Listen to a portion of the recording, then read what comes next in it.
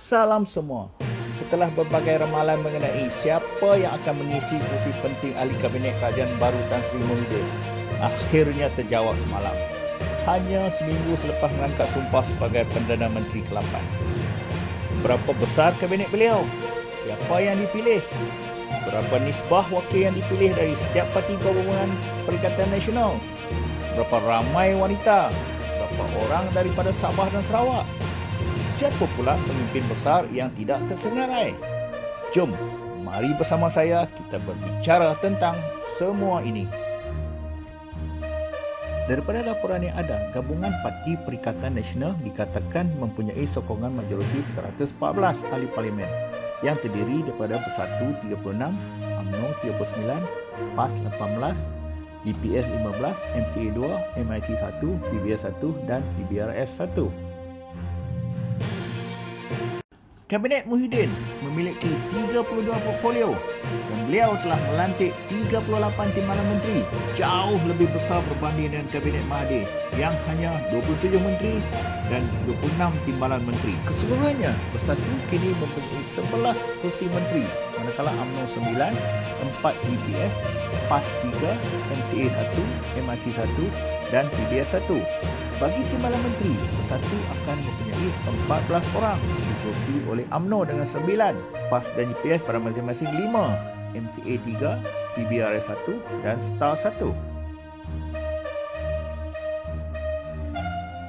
Muhyiddin juga telah melantik 2 orang bukan ahli politik ke dalam barisan jemaah menteri beliau, iaitu bekas CEO kumpulan CIMB, Tengku Zafrul Tengku Abdul Aziz, dan juga bekas Mufti Wilayah Persekutuan, Dr. Zulkifli Muhammad Al-Bakri.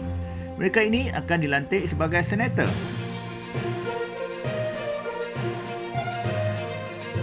Agak memeranjatkan, Presiden UMNO, Zahid Hamidi dan timbalan presidennya, Muhammad Hassan, tidak dilantik ke dalam barisan kepimpinan Muhyiddin kali ini.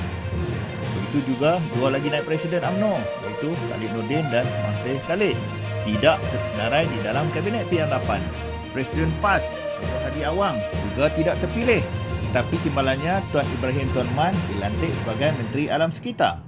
Kalau Presiden MIC, S. Vigneswaran, juga tidak tersenarai dalam Kabinet Muhyiddin kali ini, tetapi beliau merupakan yang di-Pertua Dewan Negara.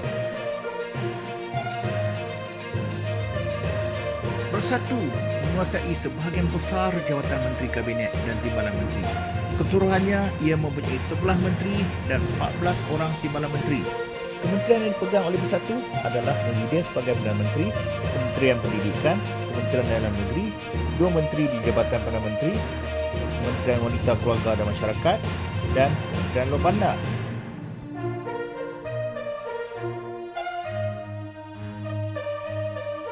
Manakala kementerian yang diberikan kepada Kem Azmin Ali pula adalah Kementerian Perdagangan Antarabangsa, Kementerian Perumahan dan Kerajaan Tempatan, Kementerian Komunikasi dan Multimedia, dan Kementerian Pertanian dan Industri Makanan.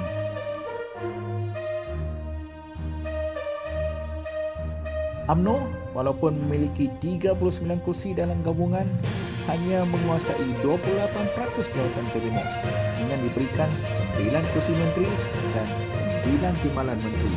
Antara menteri yang dipilih oleh PM8 adalah Ismail Sabri, Anwar Musa, Hishamuddin Hussein, Dr. Nuraini Ahmad, Khairi Jamaluddin, Naina Marikan dan 3 orang muka baru, iaitu Dr. Adham Baba, Halimah Muhammad Sadiq dan Syamsul Anwar Nasara.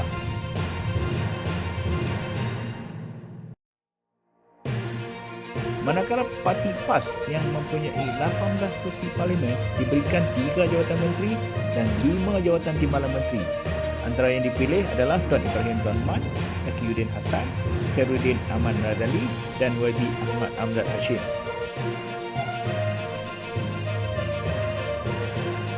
Bagi parti MCA yang mempunyai 2 kursi parlimen, hanya diberikan 1 jawatan menteri dan 3 timbalan menteri. Menterinya adalah Dr. Wee Ka Siong dan timbalan menteri untuk MP Tanjung Piai Dr. Wee Jack Seng, Senator Dr. Mah Hang Song dan Lin Ban Hong.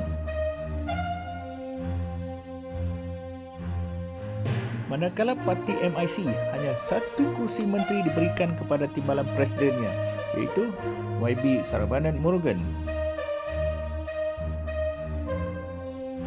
terdapat 5 Menteri Kabinet dan 7 Timbalan Menteri daripada Sabah dan Sarawak yang menjadikan 19% Menteri Kabinet berasal dari Malaysia Timur.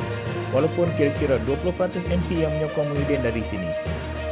Daripada 18 MP daripada GPS, mereka diangkat menjadi menteri adalah Fadilah Yusof, Wan Junaidi Tengku Jaafar, Alexander Nantalinggi, Nancy Shukri dan dari PBS Sabah, Dr. Maximus Ongkili.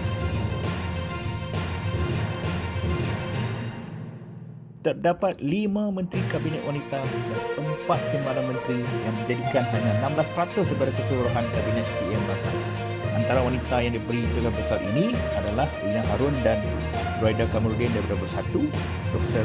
Nuraini Ahmad dan Halimah Muhammad daripada UMNO dan Nancy Shukri daripada GPS.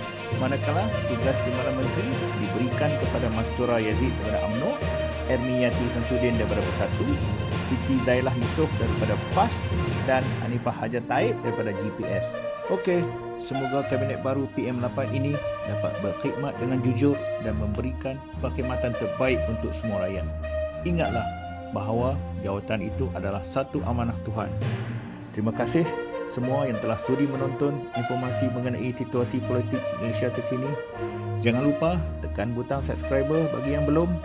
Untuk yang ingin berkongsi pendapat, elakkan komen yang berbau perkauman atau yang menghina mana-mana individu.